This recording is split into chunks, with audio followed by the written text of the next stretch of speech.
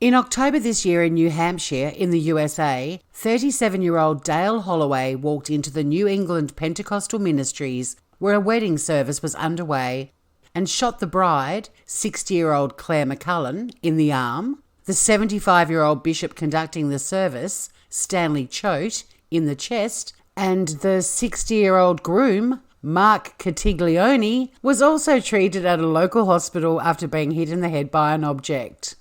None of the 3 shooting victims died. But I wonder, is this what you call a shotgun wedding?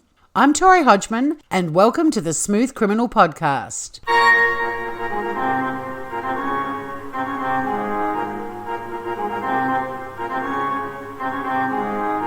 Most people I know who've got married and are still married say that their wedding day was the best day of their lives. I mean, when you think about it, wedding days are filled with love and joy, and in some instances, crime. Today at Smooth Criminal, we're looking at crimes that took place at weddings, thanks to the suggestion of Smooth Criminal groupie Bridget from New South Wales. If, like Bridget, you have a suggestion for a theme for the show, please let us know by commenting on the pod site you're using or sending us a message on the Smooth Criminal Facebook page, or you can email us at smoothcriminalchannel@gmail.com. Also, we have some more new subscribers, so welcome to the Smooth Criminal Podcast, and we hope you have fun listening to the show. So now to this episode, crimes that took place at weddings. Weddings have heaps of traditions. The one that comes to mind for me is something old, something new, something borrowed, something blue. But this tradition I hadn't heard of, and I'm not sure if it's a good tradition. But I'll let you decide, and apologies to the dudes listening, but this story might hurt a little. So apparently in Egypt, a common but illegal wedding tradition is to fire a gun into the air.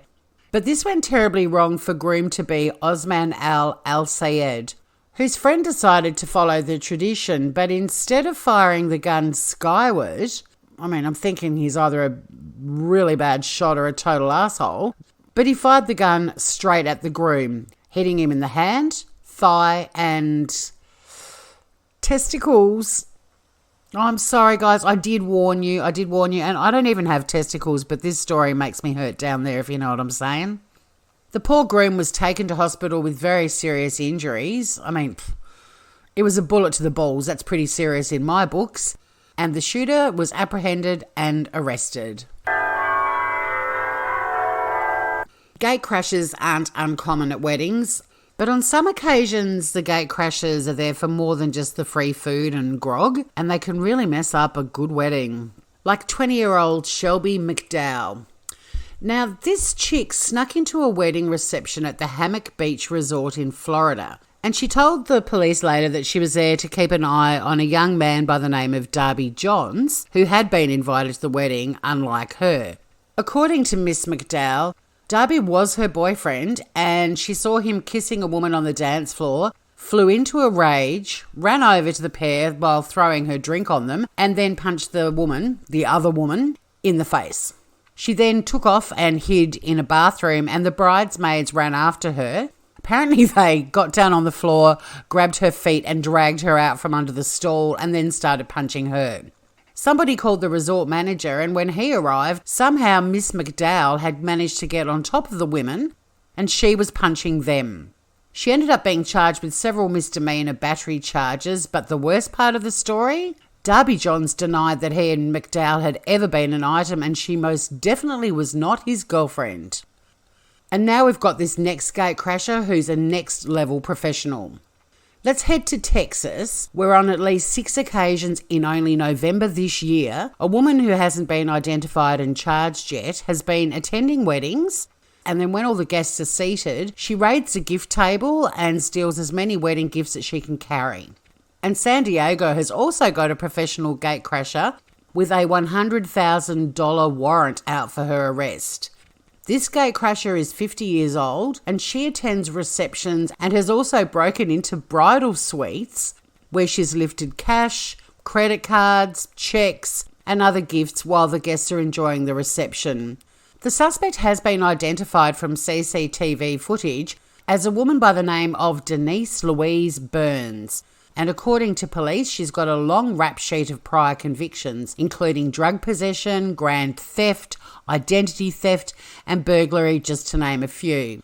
But Burns is still on the run. Police regard her as a career criminal, and they're hoping that her crime spree comes to an end soon.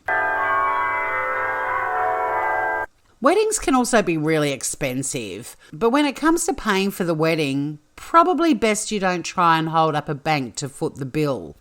But stupidly, this is exactly what Heath Edward Bumpus, I shit you not, that's his surname, Bumpous. So Heath Edward Bumpus of Texas decided holding up a bank to foot the bill for his wedding was a great idea. Bumpus walked into a Citizens State Bank branch, told them that he was armed and needed cash because, and I quote, "I'm getting married tomorrow and I don't have enough money to pay for the venue or the wedding ring."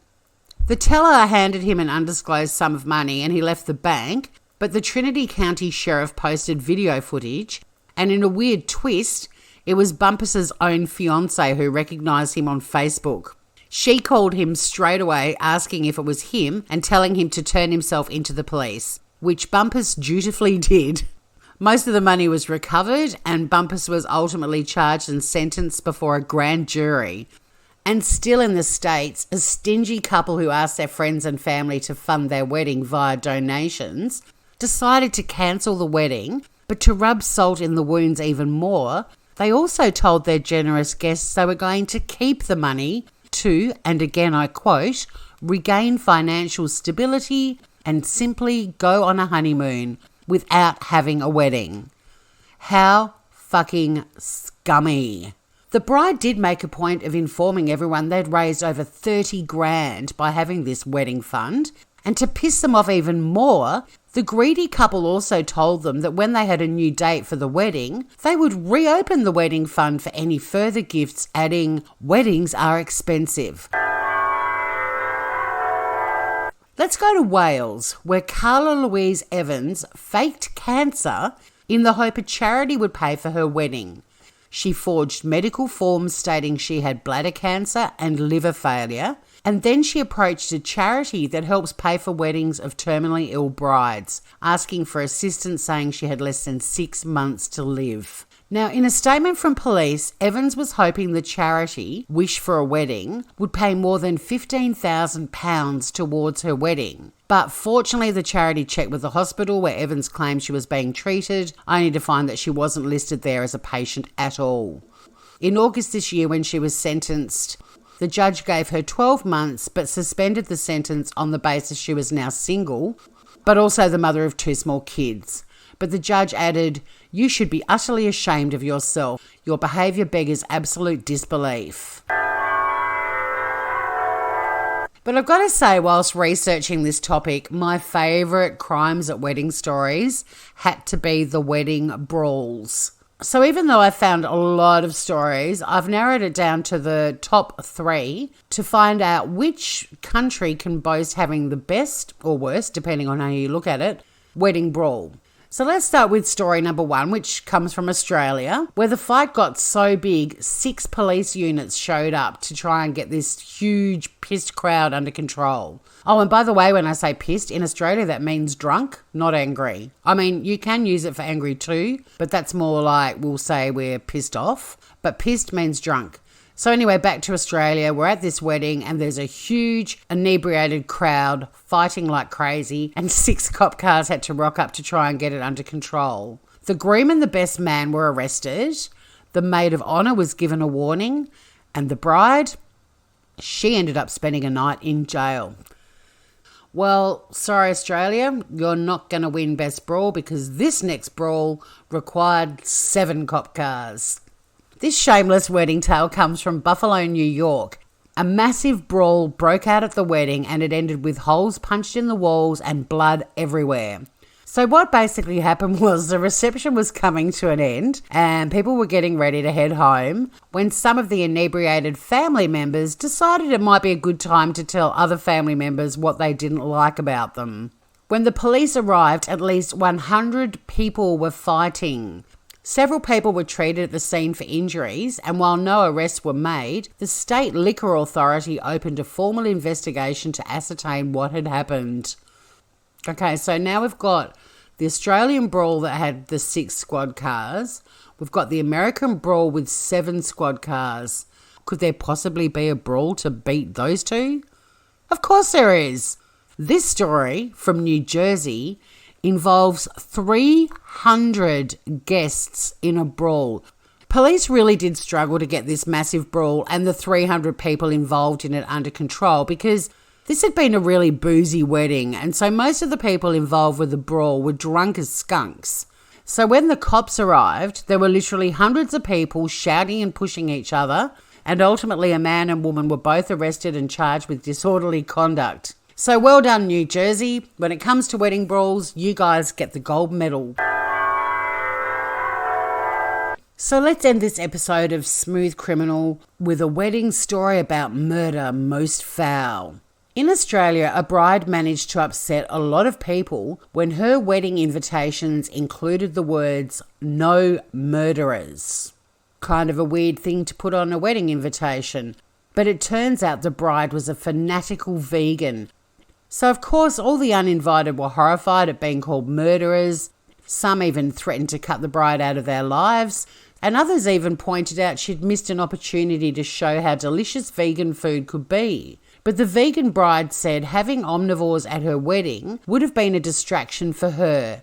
And in her own words, "I would have been bothered all day that animal killers were helping me celebrate my big day." I've got to say though, I do have to agree with the bride. Meat is murder. Tasty, tasty murder. Thanks for listening to the latest episode of Smooth Criminal.